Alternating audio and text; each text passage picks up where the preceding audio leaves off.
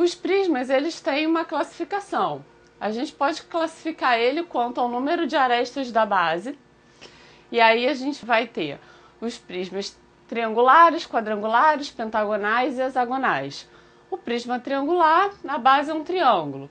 O quadrangular, a base é um quadrilátero. O prisma pentagonal, a base é um pentágono. E o prisma hexagonal, adivinha? É um hexágono a base, né? Então, continuando o nosso esqueminha, colocando a classificação pelo número de arestas da base, os triangulares, base triângulo, quadrangular, base quadrilátero, pentagonal, base um pentágono, hexagonal, base um hexágono. A gente também pode classificar um prisma quanto à inclinação das arestas laterais. Ele pode ser um prisma oblíquo, onde as arestas laterais são oblíquas à base, assim, esse meio tortinho aí.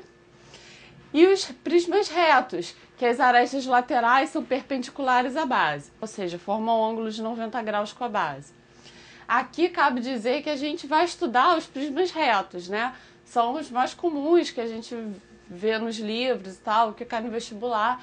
A gente vai se prender só aos prismas retos. Então, continuando o nosso esqueminha lá, a classificação quanto à inclinação das arestas laterais, tem os oblíquos, que as arestas laterais são oblíquas à base, e os retos, que as arestas laterais são perpendiculares à base.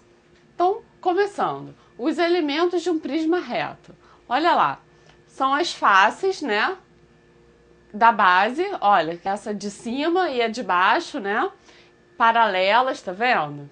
Os vértices, que é o encontro de duas arestas, né, aí nesse prisma quadrangular que a gente está vendo aí, a gente vai ter 8 vértices, né? 4 em cima, tá vendo? 4 embaixo. Então você pode dizer que são 4 de um lado, 4 do outro. São os mesmos vértices, certo?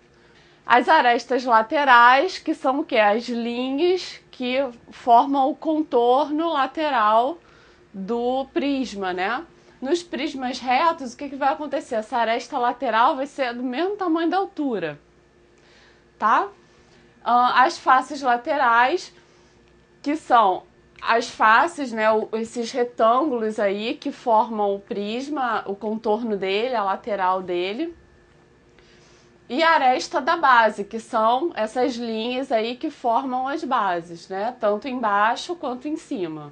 Repara que todas as faces laterais dos prismas retos são retângulos, olha lá. Tanto o triangular, quadrangular, pentagonal e hexagonal, repara que todas as faces laterais de todos eles são retângulos. Bom, então continuando aí o nosso esqueminha, olha, os prismas retos, coloquei os elementos dele aí embaixo, ó. Os vértices, as arestas da base e a lateral, e as faces também da base e da lateral, que é igual à altura. Bom, um caso particular de prismas quadrangulares, né, são os paralelepípedos.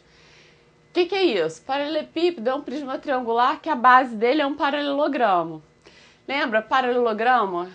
Que a gente desenha assim, essa figura tortinha, como tá vendo aí nesse da direita, né? A base é esse tortinho aí.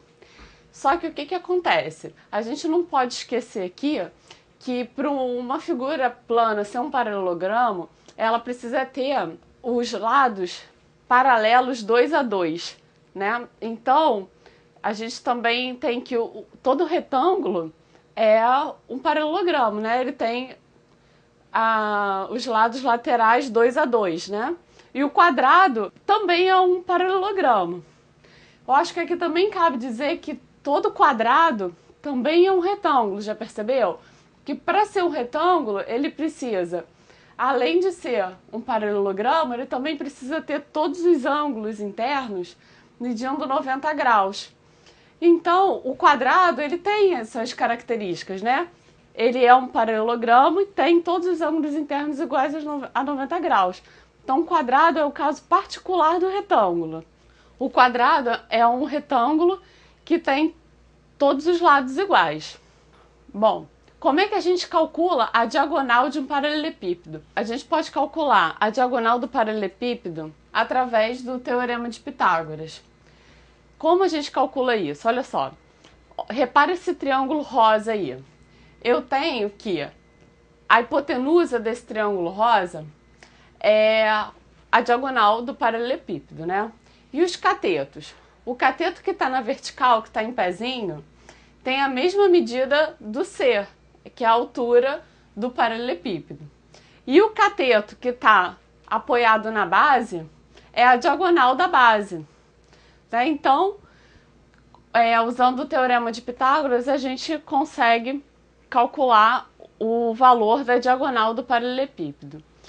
Mas a gente não precisa desse esforço todo, a gente pode simplesmente decorar essa fórmula aí do lado. Olha.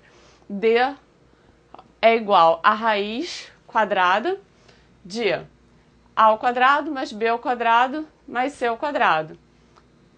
O que é A, B e C? São as dimensões do paralelepípedo, né? O comprimento, a largura e a altura.